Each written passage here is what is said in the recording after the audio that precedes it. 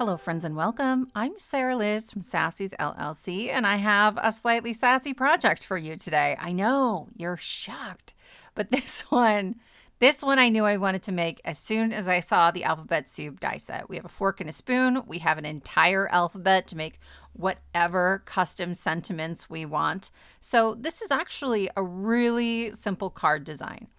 I am taking the forks from that die set and I am stacking them up because I'm a little bit nuts. I will say that took a while. You don't have to.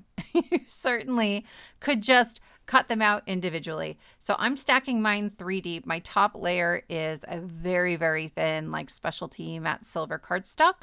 And then the other 2 layers are 100-pound grade cardstock. So I do get some nice dimension. It's like a very light chipboard by the time I'm done.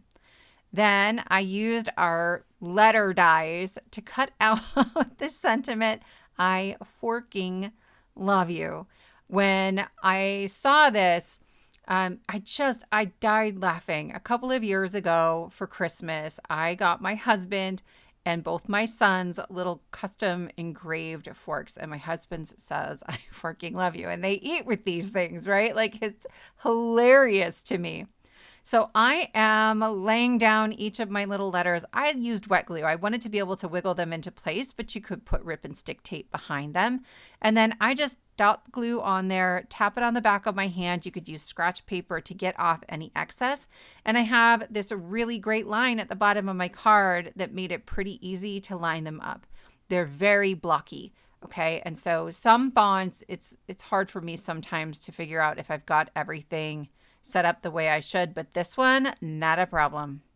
I knew I wanted to start with the fork right above this because I was worried that if I didn't start there, I was going to be moving my way down the card and I was going to have to cut forks in half going the long way. And that was going to be really, really difficult.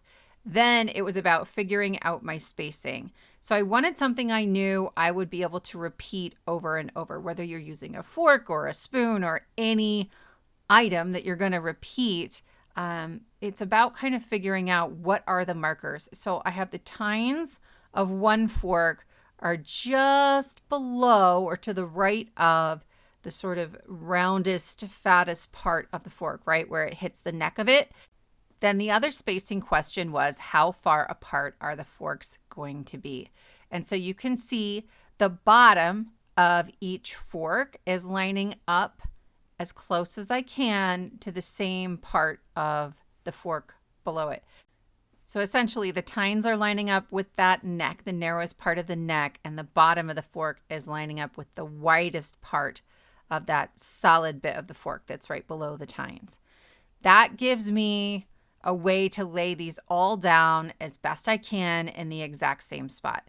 I'm using the same technique for these that I did for our letters. When I put that glue on the tines of the fork, I just dot it on the back of my hand. It doesn't bother me at all. I don't have a glue allergy and it's less cleanup. Like I'm less likely to stick my hand onto the piece of scrap paper where I might otherwise tap off that glue. So certainly you don't have to do it that way, but it's easy for me. Then I'll trim off the excess and I want to reuse those leftover pieces. So I'm being really careful. My scissors are pretty sharp, but I will say at 3 layers of cardstock, it did take a little bit of muscle, but it's not hard. This is just a little time consuming. But for this particular card, I don't mind, honestly. It's going to be for my husband. His birthday and Father's Day are right next to each other. And I'm a gifter. In the past, I would buy a bunch of gifts, like thoughtful things, and he would typically really like them, be a little surprised. But like we're just at that age where we don't need more stuff, you know? So I'll probably get him like some fancy salsas and then we hide cards around the house. I have 2 little boys and we will just write little notes and leave them all over and some will be obvious because if he doesn't find a few the first day, the boys get a little wiggly. But it usually takes him a week or more to find them all and I really love that. So at the top, I was very careful to try to maintain the spacing between the forks, right, as they're stacking on top of each other. I'm super comfortable clipping off tines or the ends of forks because they're small pieces, but I did not think I'd be able to trim clear through the middle of a fork and keep my line straight. And so I am just, you can see me, I'm hacking away at it. I am sort of hitting it carefully and being careful not to pull the fork off of the cardstock. If I had waited for the glue to dry a little longer, that would have helped. But now we're just filling in, right? I did have to make another fork or two.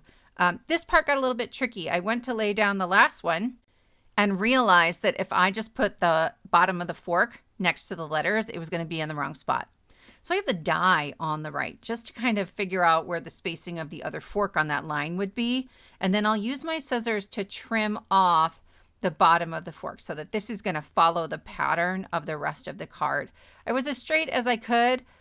Is it perfect? Nope. But then again, as you can probably tell from the rest of the card, neither is our family, and that's kind of how we like it. Once I get all these final pieces glued down and then trimmed, I'm going to add a little matte layer around the outside edge. So that craft cardstock is 3.5 by 4 3/4, and I cut my black layer to be ever so slightly bigger than that. So it's 3 5/8 by 4 7/8. I wanted just that little pop of something to help it stand out before we put it on our card base. Before we do that, I have one more sassy little note to leave on the inside.